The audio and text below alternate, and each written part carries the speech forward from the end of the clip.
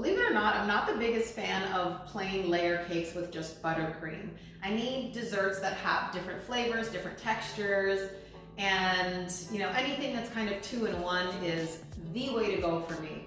So my favorite cake to make, and it's been this way since high school, is my carrot pineapple cake that's got coconut in it as well and cream cheese frosting.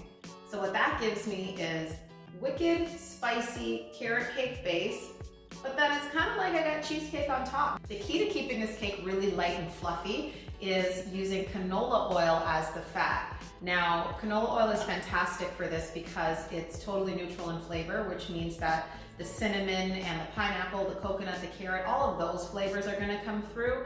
But not only that, it also allows for a really light and delicate crumb texture. Hands down, canola oil is the only way to go when you're making a carrot cake like this one. First thing you want to do is brush a 9x13-inch baking pan with canola oil on the bottom and up all the sides.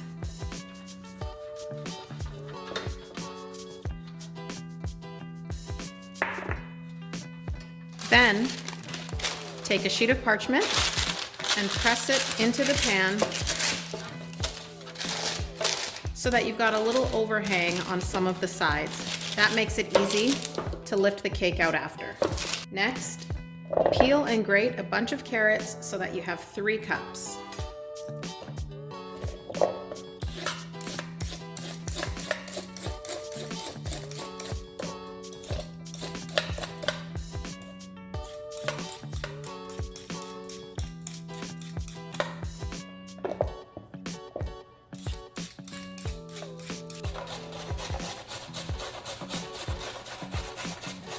To a big mixing bowl, add the flour, salt, sugar, baking powder, baking soda, and cinnamon. Give it a good whisk to combine really well. Next, we add 4 large eggs, 3/4 of a cup of canola oil,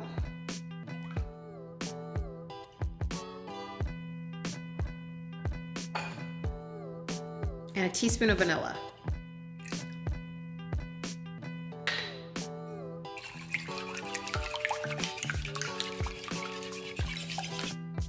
Next, we add the carrot, 3 cups grated carrots, 1 can of crushed pineapple,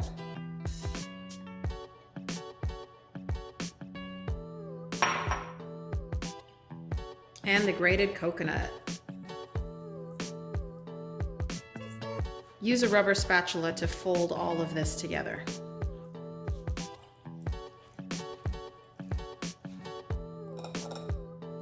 Take the bowl of wet ingredients, dump it right in to all the dry. Be sure to get out all the juicy parts.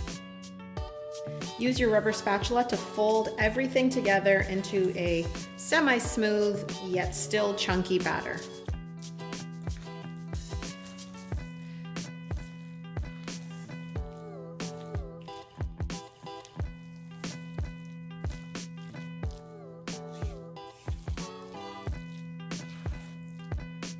See these bits of flour at the bottom?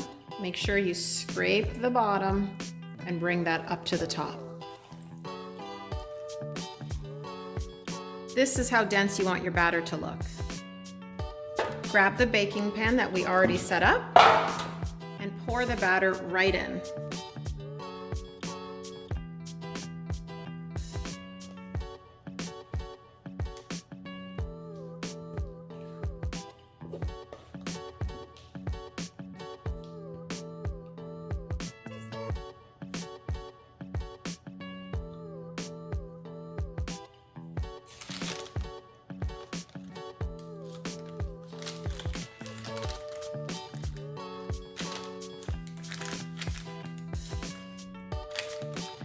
Smooth it out and make sure you press it right into the corners. And now we bake 350 degrees for about 30 to 35 minutes. While the cake bakes, let's get started on our frosting. We need 1 brick of cream cheese, full fat, and 1 stick of unsalted butter. That's half a cup. Room temperature for both.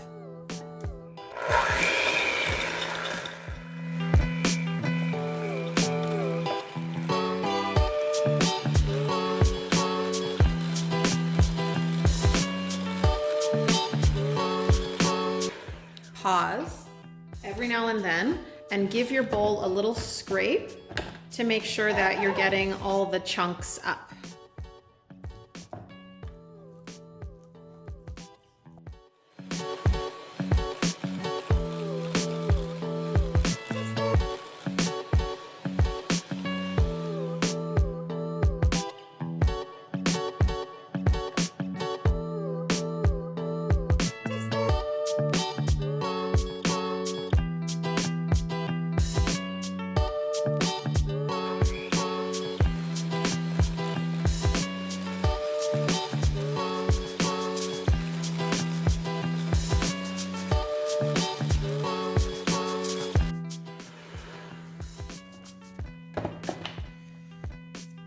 Perfect. Now that it's nice and fluffy like this, now we can add in the powdered sugar and vanilla.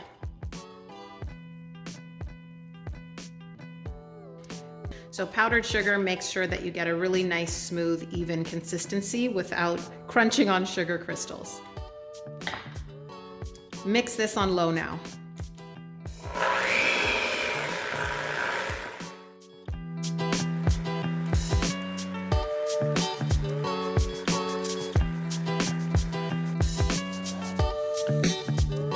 Perfect. Carrot cake is perfectly cooled now. So now I just have to take it off of the parchment and we're going to put it onto a cutting board to trim the edges a little bit.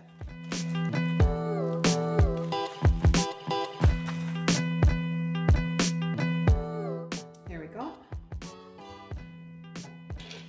Trimming is not a necessary step. It kind of just depends how persnickety you feel like being that day.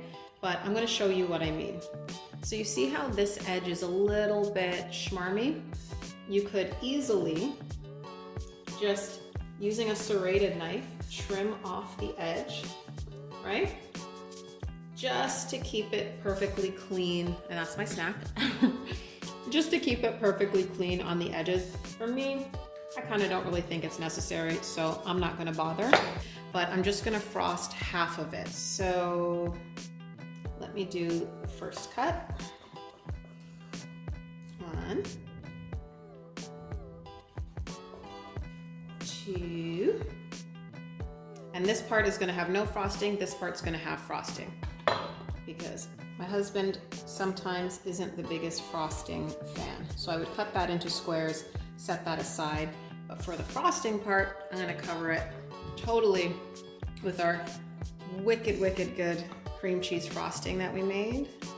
And then using one of these trusty offset spatulas, smear all over the cake.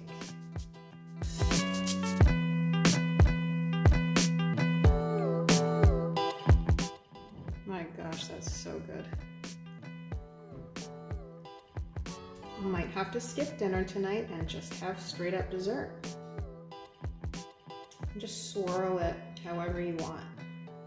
Perfectly imperfect is my favorite way to do everything. And let's cut into a few squares, shall we? I'm gonna go this way. Actually, no, let's go this way. The trick now is not to take the knife and drag again. See, you're gonna get crumbs just like that. But to wipe your knife off in between cuts. Oh my God, look at that. Wipe again. And then we're gonna go this way, like that. For me, that's the perfect cake portion. Okay, let's test. Do you see how fluffy and moist this cake is with all those ingredients? Canola oil, that's the trick.